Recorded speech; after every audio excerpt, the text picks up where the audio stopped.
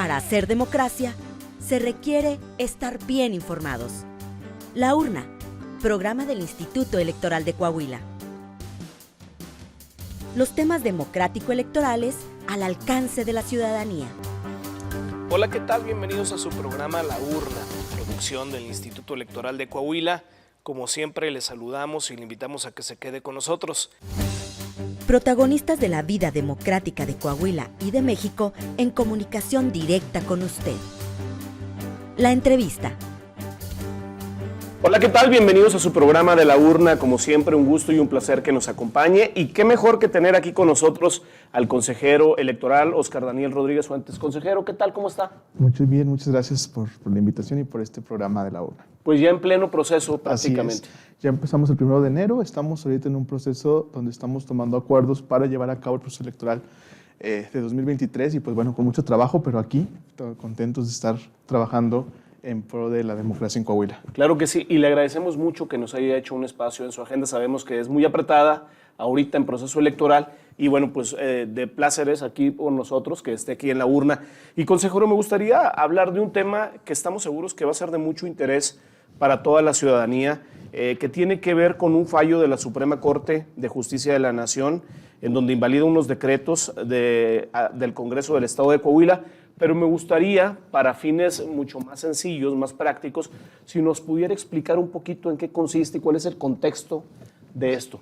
Sí, claro que sí. Mira, lo que sucede aquí es que en septiembre del año pasado el Congreso del Estado de Coahuila aprobó dos decretos, el 271 y el 270 y 271, y estos decretos lo que hicieron fue modificar de manera sustancial el Código Electoral del Estado de Coahuila y la Constitución del Estado de Coahuila en materia electoral. Esto nos trajo un nuevo marco normativo en materia electoral que finalmente fue impugnado a través de diferentes acciones de inconstitucionalidad, que son figuras jurídicas que, pues en este caso, se hicieron ante la Suprema Corte de Justicia por varios partidos, entre ellos PT, UDC, incluso la CNDH presentó también sus acciones de inconstitucionalidad. Y bueno, justo en este sentido, la Corte se acaba de pronunciar el pasado 5 de enero, donde lo que dijo es que había faltado no habían hecho una consulta previa a pueblos y comunidades indígenas y también a personas con discapacidad, lo cual pues es una situación que estaba establecida en la ley, también en la jurisprudencia de la propia Suprema Corte de Justicia y en algunos tratados internacionales como el convenio 169 de la OIT, por ejemplo, y en la Convención sobre Personas con Discapacidad. Por lo tanto, al faltar esta consulta, o más bien que no se hizo de manera efectiva, porque en efecto el Congreso hizo foros de consulta, pero la Corte consideró que no habían sido efectivos para esta parte de garantizar los derechos de estos grupos, sobre todo por lo que toca a estos grupos en situación de vulnerabilidad, pues entonces lo que hace es invalidar toda la norma para efecto de que se reviva la norma anterior. A esto la Corte le llamó reviviscencia de la norma. Y en ese sentido lo que tenemos ahora es que vamos a llevar este proceso electoral con las leyes que estaban antes de la reforma de septiembre. Eso es lo que sucede en el contexto, digamos, político, y es lo que ha hecho que a algunas personas digan, bueno, ¿qué pasó? ¿Qué está sucediendo ahorita en el proceso electoral de Coahuila? ¿Qué hizo la Corte? Bueno, esto fue básicamente, nos regresa a las normas anteriores a septiembre del año pasado, cuando el Congreso adoptó esta reforma electoral. ¿No se había presentado nunca una situación así en donde ya en pleno proceso electoral sucediera algo así? Es la primera vez que esto sucede y eso es algo muy interesante porque si bien hay una costumbre, y eso también es una cosa que tenemos que reconocer en el Estado y ser un poco autocríticos, en las últimas elecciones, sobre todo para gobernador, cada que va a haber elecciones para gobernatura, en este caso, se reforman las leyes y entonces incluso en otros procesos electorales, cuando van a empezar, se reforman. La norma jurídica nos dice que el Estado tiene hasta 90 días antes para reformar la ley. Y ha sido una práctica que me parece no es del todo positiva, que se modifiquen las normas justo el último día. ¿Por qué? Porque en ese tiempo nos da los 90 días, pero en ese último día lo que sucede es que se reforma la norma y cambiamos algunas cosas del sistema electoral. Yo creo que ahí tendríamos que ser un poco autocríticos en el sentido de poder decir, ¿sabes qué? Esta es la norma que me va a guiar durante todo el proceso electoral y aprobarla desde antes, no esperarnos hasta el último día que nos da la ley para cambiarla y luego que se vaya a tribunales y que puede pasar algo así. Ya nos ha pasado en Coahuila, de hecho, nos ha pasado en muchas ocasiones, desgraciadamente, que la Corte nos invalida normas electorales. Es una atribución que debe quedar muy clara, es una atribución del Congreso del Estado. El órgano electoral, el Instituto Electoral de Coahuila, solamente aplica las normas que el Congreso emite, y entonces sí sería más bien una... para mejores prácticas legislativas, desde el Congreso yo pienso que deberían de aprobar las normas mucho antes de esos 90 días para efecto de que los tribunales decidan antes de que inicie el proceso electoral. Desgraciadamente, en esta ocasión nos ha tocado que nos resuelvan dentro del proceso. Anteriormente no había sido así, la Corte resolvía 2 o 3 días antes de que iniciara y pues teníamos claridad en cuanto a las normas que teníamos que establecer. Y en este caso, pues sí, no es la primera vez que teníamos un antecedente donde en pleno proceso electoral la norma tiene que cambiarse. Y es que eso también le da pauta al Consejo General del Instituto Electoral de Coahuila para poder determinar algunas condiciones legales. Así es. Y ahora se tiene pues una incertidumbre en ese aspecto que ahorita la vamos a ir aclarando poco a poco a lo largo del programa con la información que usted nos va a dar, consejero.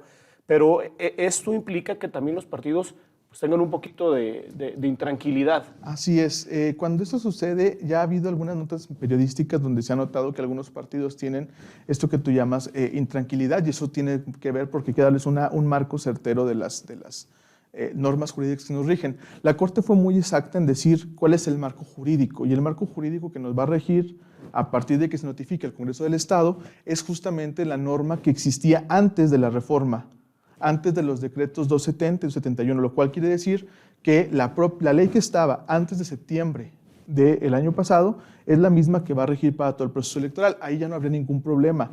La cuestión es que esa norma va a empezar a regir a partir de que el Congreso sea notificado, y eso es lo que todavía hasta el día de hoy no tenemos la notificación oficial del Congreso. Por lo tanto, ha habido alguna intranquilidad por parte de los partidos. Sin embargo, ya tenemos muy claro la norma que va a seguir. ¿Por qué?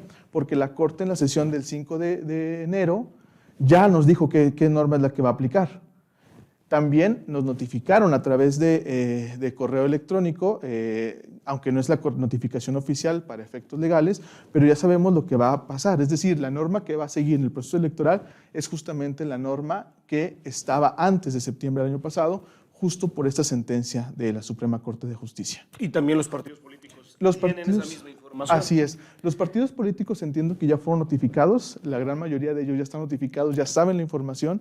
Entonces ahí yo creo que más bien es una situación de volver a hacer algunos acuerdos, digamos, y no volver a hacer, más bien los acuerdos que tomemos de aquí en adelante, el Consejo los tendrá que tomar con la norma jurídica que estaba antes de septiembre. Pero esto va a ser a partir de que se notifique al Congreso del Estado que ya se invalidó la norma. Así es, consejero. ¿Qué son las acciones de inconstitucionalidad y cómo funcionan estas? En el sistema jurídico mexicano tenemos diversas formas de atacar las normas que consideran las personas y los partidos políticos que violentan de alguna forma la Constitución. El sistema electoral nos da varias vías. En este caso tenemos la vía de juicio electoral, el JDC para los ciudadanos que pueden presentar un juicio de protección de derechos político-electorales, nos da diversos juicios, pero dentro de esos juicios electorales hay uno que se tramita ante la Suprema Corte de Justicia, y esto es la acción de inconstitucionalidad en materia electoral. ¿Quiénes están legitimados para hacerlo? Los partidos políticos son los que pueden presentarlos, y algunos otros órganos del Estado como la Comisión Nacional de Derechos Humanos, que en efecto así ocurrió en el caso de Coahuila. En Coahuila, quien impugna las normas electorales son algunos partidos políticos y la CNDH. Y en ese sentido, estos partidos acuden a la Suprema Corte diciendo que algunos artículos de la reforma que se aprobó en septiembre pasado, pues violentaban de alguna forma la Constitución. Uno de los casos más importantes que se decía era esta creación de 2 nuevas diputaciones de RP reservada para grupos en situación de vulnerabilidad. Algunos partidos consideraban que esta modificación al artículo 33 y 35 de la Constitución violentaba la norma. Otros, por ejemplo, decían que algunas normas del Código Electoral en materia de financiamiento, candidaturas, violaban la norma, y entonces se hicieron 8 acciones de varios partidos donde todos ellos impugnan diversos artículos.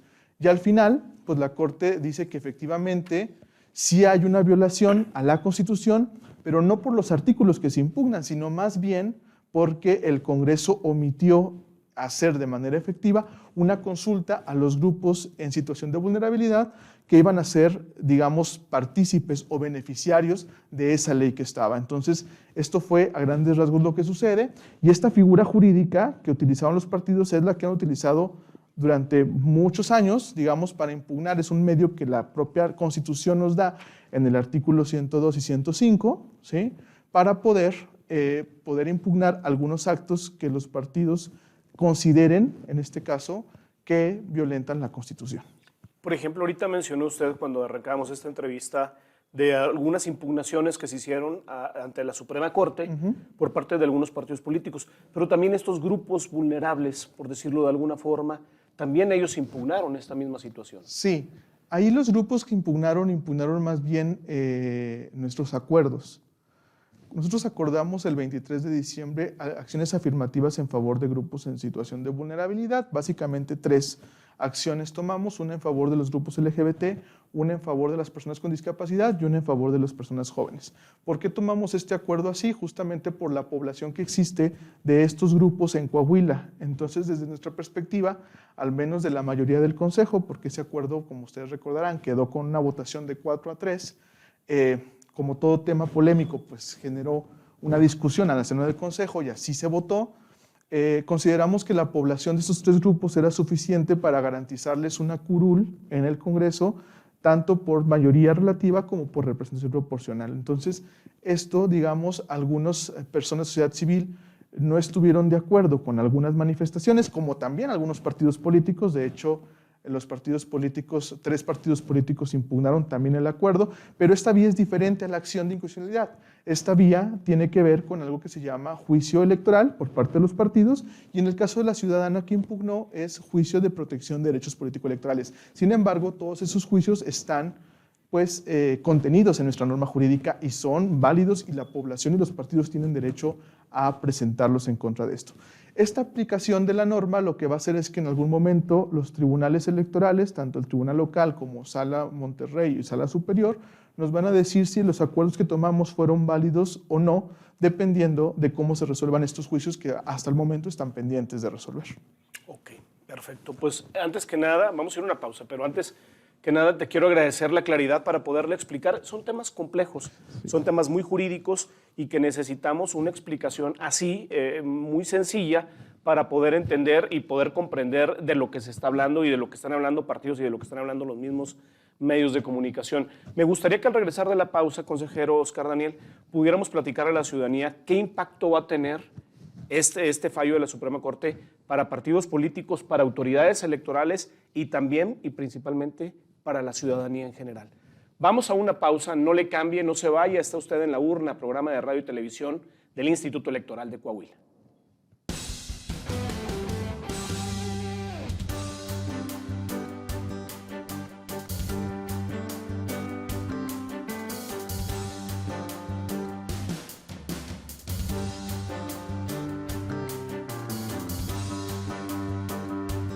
Muchas gracias por continuar con nosotros aquí en su programa de La Urna. Oscar Daniel Rodríguez Fuentes, consejero electoral, está aquí con nosotros y nos está hablando de esto que tiene que ver con un fallo que determinó la Suprema Corte de Justicia de la Nación.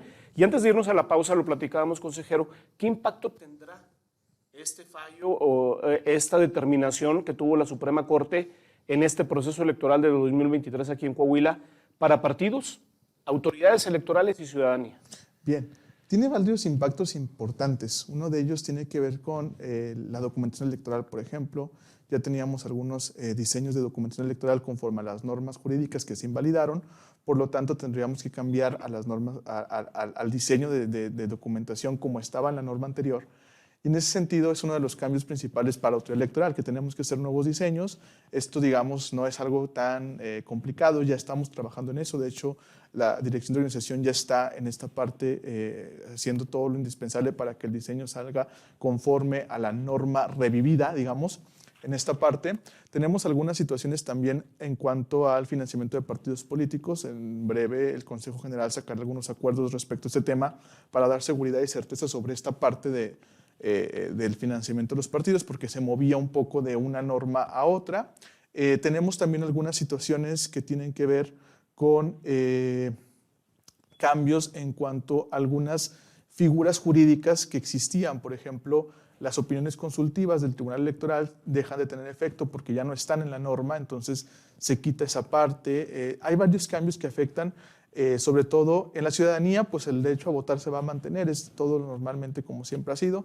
Básicamente los cambios, que no lo vería como afectaciones, porque ya habíamos hecho procesos electorales con esa norma que existía, es decir, no es una cosa nueva, en realidad ya lo habíamos hecho anteriormente. Creo que viene más en estas innovaciones que trajo esta norma, que a la postre pues, fue invalidada por la Suprema Corte de Justicia.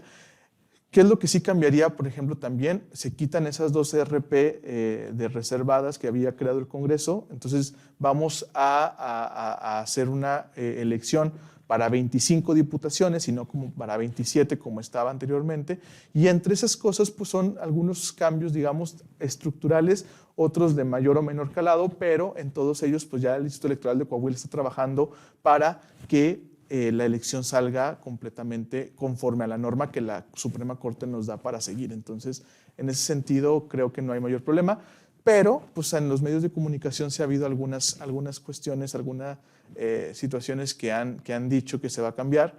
No todo es cierto, hay que tener las cosas claras. Lo que se dice en medios a veces no es del todo correcto en algunos casos, en otros efectivamente hubo cambios.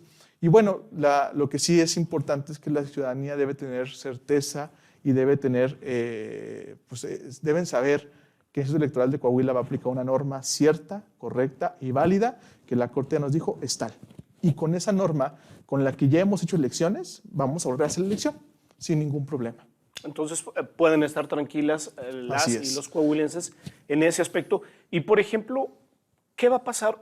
Lo quiero explicar a la gente de manera muy sencilla, muy práctica. Cuando se toma una determinación, cuando se emite algo por parte del Instituto Electoral de Coahuila, consejeras y consejeros, el Consejo en general, emite acuerdos. Así es. Y, por ejemplo, ¿qué va a pasar con esos acuerdos que ya se tomaron antes de esta sentencia? ¿Y qué va a suceder con ello? Hay un principio en materia electoral muy importante que la ciudadanía debe conocer, se llama principio de conservación del acto válidamente emitido. Okay. Tiene un nombre medio feo, así como que suena muy jurídico, medio difícil, pero es algo muy sencillo. Los actos que se hicieron, los acuerdos que se hicieron conforme a las normas vigentes en el momento, son actos que son definitivos. Es decir, estos actos se conservan, por eso es el principio de conservación del acto válidamente emitido. Estos actos se conservan, por lo tanto, los acuerdos que tomamos son válidos. Ahí sí no habría ningún problema. ¿Qué es lo que va a cambiar? Los acuerdos que tomamos a partir de que el Congreso se ha notificado de la sentencia de la Corte, todos los nuevos acuerdos van a tener que ser conforme a la legislación revivida, conforme a la legislación que era vigente antes de septiembre de este año.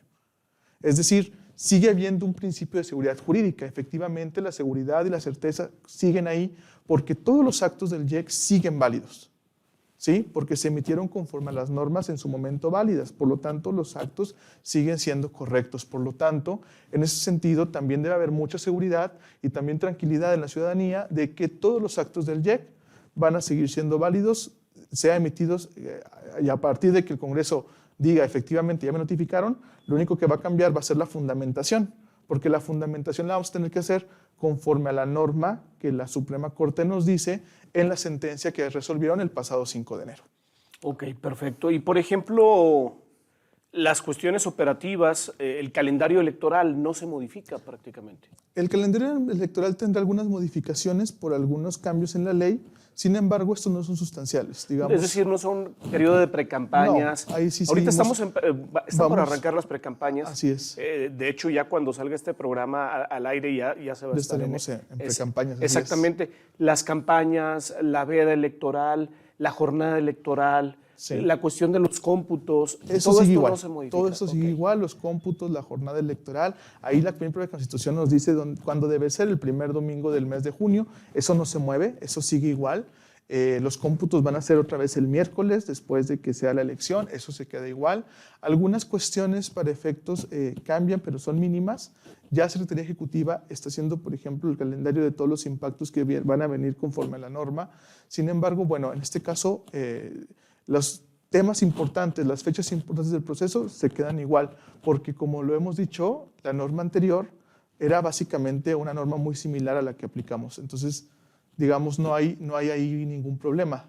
En cuanto a las fechas, todo va correcto. Y es importante darle esa certeza y esa seguridad a la ciudadanía de que el proceso está caminando y está caminando conforme a derecho y está caminando conforme a lo tenía planeado el Consejo General del Instituto Electoral de Coahuila. Así es. Nosotros teníamos aquí, ya estábamos preparados. Nosotros desde antes de que la Suprema Corte resolviera, teníamos ya establecidos algunos planes de acción de qué pasaba si la Corte tumbaba esto. Las acciones de inconstitucionalidad se pusieron desde el mes de octubre. Desde el mes de octubre nosotros sabíamos que los partidos políticos habían impugnado y sabíamos qué habían impugnado. Entonces, más o menos ya sabíamos desde el Consejo General un escenario que se podía presentar. Justo por eso, algunos acuerdos que tomamos, los tomamos pensando en que la norma pudiera caer. Uno de estos ejemplos es en el caso de los lineamientos de paridad y acciones afirmativas. Esos lineamientos los tomamos en función de si la norma se cae. Por eso seguimos teniendo lineamientos válidos a pesar de que la norma se cayó, como sucedió porque la Corte la invalida, pero siguen teniendo efectos justamente porque nosotros lo hicimos pensando en que se pudiera caer la norma. Entonces, ahí nosotros ya previmos algunos escenarios, por lo tanto, estamos, digamos, aplicando los escenarios que habíamos previsto desde antes de la reforma para efecto de que pudiéramos tener un proceso en tiempo y forma. Entonces, esto para nosotros no nos asusta porque no es nuevo. La verdad es que desde octubre ya sabíamos qué es lo que habían impugnado. Lo que sí nos sorprendió un poco, a lo mejor, fue que invalidaran toda la norma, porque nosotros pensamos que iban a invalidar algunas cosas, los partidos impugnaban nada más ciertas cosas, entonces en principio lo que no impugnas, pues es válido, y lo que no, a lo mejor sí fue bastante atípico, fue que se invalidara todo, incluso lo que los partidos no habían impugnado. Pero en todo caso, lo que nos da mucha seguridad es que la norma que vamos a aplicar es una norma que ya existía, una norma que ya conocemos, una norma con la que ya habíamos organizado procesos electorales. El último proceso electoral en el 2020-2021 lo organizamos con esa norma jurídica, por lo tanto, digamos, todo esto va a caminar en tiempo y forma. Así es, cambia mucho la cuestión electoral de un proceso para otro. Ahorita lo comentaba usted en el bloque anterior, cambian mucho los escenarios en 6 años. Así es. Y las normativas, las legislaciones también lo hacen, se tienen que ir adecuando a las nuevas realidades. Así es. Sí, las normas cambian en cuanto a algunas innovaciones, pero lo sustancial siempre ha sido igual. Por ejemplo, tenemos una fase preparatoria, tenemos una fase de precampañas, tenemos una fase de campañas, tenemos un periodo de registro, este periodo de registro no se modifica, por ejemplo, tenemos una jornada electoral, que es siempre el 4 de junio, tenemos un periodo de cómputos y tenemos un periodo de declaración de validez de la elección. Eso, pase tras pase reforma, las reformas electorales a veces se hacen, y eso es una cosa que hemos sido muy críticos tanto a nivel federal como a nivel local, porque no solamente es una cuestión que pasa en el Estado, pasa en la Federación. A nivel nacional hay una discusión por esta reforma electoral que se está presentando desde el gobierno, desde el presidente de la República, para modificar las elecciones previo a 2024, digamos. También es otro debate que se tiene. Yo creo que esa es una cuestión que sí deberíamos de recalcular, digamos, las personas que toman decisiones, la gente que está en puestos políticos y que tiene esa capacidad, las diputaciones, tanto federales como locales, las senadurías, deberían de repensarse esta idea de estar cambiando las normas electorales. Sin embargo, hay algo que reconocer, lo sustancial, lo que es el proceso, el conjunto de pasos que hacen un proceso electoral. Tenemos 30 años con el mismo sistema. Y eso nos da mucha seguridad porque ya sabemos el paso A, el paso B, el paso C. ¿Qué es lo que se mueve? Algunas cosas, por ejemplo, las diputaciones, digamos, de grupos de vulnerabilidad, si la boleta tiene o no fotografía, pero digamos, lo esencial, el esquema básico esencial, sigue vigente y se ha mantenido a pesar de todas las reformas electorales. Perfecto. Oye, pues la verdad es que hay mucho que hablar, consejero, en torno a este tema. Sabemos que eres un estudioso en materia de derecho electoral y te quiero agradecer mucho que hayas estado aquí con nosotros para explicarnos esto. Y bueno, pues algo que yo no haya preguntado y que quisieras compartir con la ciudadanía que nos Nada ve. más, y para finalizar, yo quiero decirle a la ciudadanía que tengan mucha certeza, mucha confianza y mucha tranquilidad en cuanto a este proceso electoral. El Instituto Electoral de Coahuila está trabajando para que este proceso salga lo más pacífico posible, que tengamos la seguridad de que en las urnas, la decisión del ciudadano en las urnas va a ser la decisión que tome y de ahí no se va a mover. ¿Por qué? Porque tenemos el personal capacitado, tenemos el conocimiento suficiente, la experiencia suficiente para que esta elección sea una elección confiable, que sea una elección tranquila, que sea una elección pacífica, que sea una elección legal y que tenga todos los elementos para que podamos transitar, que el traspase de poderes que se haga en el poder público sea lo más transparente posible. Entonces, eso que no tengan duda, eso sí va a ser. Consejero, pues muchísimas gracias. Como siempre, la urna a tu casa. Gracias por todo, a todas y todas. Pues muchas gracias también a usted que nos está viendo y que nos sigue a través de radio y televisión con este programa institucional del IEC, del Instituto Electoral de Coahuila. Lo invitamos a que nos siga en nuestras redes sociales. Y bueno, nos despedimos, no sin antes invitarle para que nos veamos y nos escuchemos la próxima semana. Hasta luego.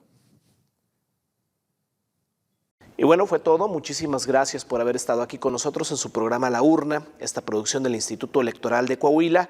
Nos puede seguir también en redes sociales, en Facebook como laurna.programa radiofónico del IEC, en Instagram, programa-radiofónico y en Twitter, laurna-IEC. Queremos tener comunicación con usted. Pásenla muy bien. Hasta la próxima semana. Gracias por acompañarnos en una emisión más de La Urna, llevado hasta ustedes por el Instituto Electoral de Coahuila. Nos escuchamos en nuestra próxima emisión.